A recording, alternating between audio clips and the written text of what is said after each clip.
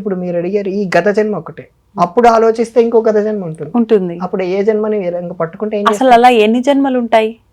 మన సైకిల్ ఎంత కాలం ఉంటుందో అంత, మనం ఎంత కర్మ చేసామో అంత, ఓ, మన కర్మని బట్టే ఇదంతా డిసైడ్ అవుతుంది. ఇన్ని అని చెప్పడానికి లేదు. మనమే ఇదంతా, ఈ లైఫ్ అంతా, ఈ సిస్టమ్ అంతా మీదే తల్లి.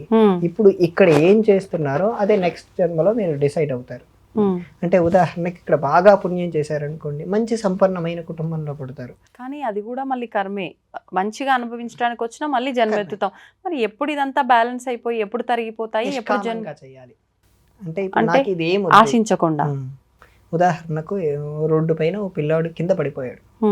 ఆ అబ్బాయికి కింద పడిపోయాక లేపి అతన్ని కూర్చోబెట్టి ఏం కావాలి నాయనా అంటే నాకు ఆహారం కావాలంటే, మీరు పుణ్యం వస్తుందని ఓ 400 ఎక్స్ట్రా అయినా డబ్బులు పెట్టి కొనిస్తున్నారు, అతడికి ఆహారం తినిపిస్తున్నారు.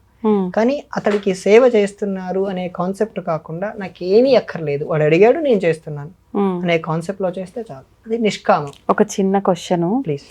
ఏమీ అక్కర్లేదు అనుకోవడంలో కూడా ఒక చిన్న స్వార్థం, ఒక చిన్న ఆశ ఉందిగా ఇక్కడ కూడా. అంటే మళ్ళీ జన్మ వద్దు నాకు, కాబట్టి నేనేం ఆశించకుండా ఇక్కడ నేను వీడికి సేవ చెయ్యాలి, ఇది కూడా ఒక రకంగా ఆశే కదా. దీనికి కూడా సమాధానం చెప్తాను. నేను అక్కడ మీ ఆ థాట్ పెట్టుకోకూడదు తల్లి. ఇక్కడ ఏంటంటే, ఇప్పుడు నేను మీకు ఇంటర్వ్యూ ఇస్తున్నాను, ఎందుకు ఇస్తున్నానంటే నాకు అవసరం లేదు, మీకు అవసరం లేదు, కేవలం ఉపయోగం అని. ఇక్కడ కూడా మన స్వార్థం ఉంది, ఉపయోగం అని. ఆ ఉపయోగం కూడా లేకుండా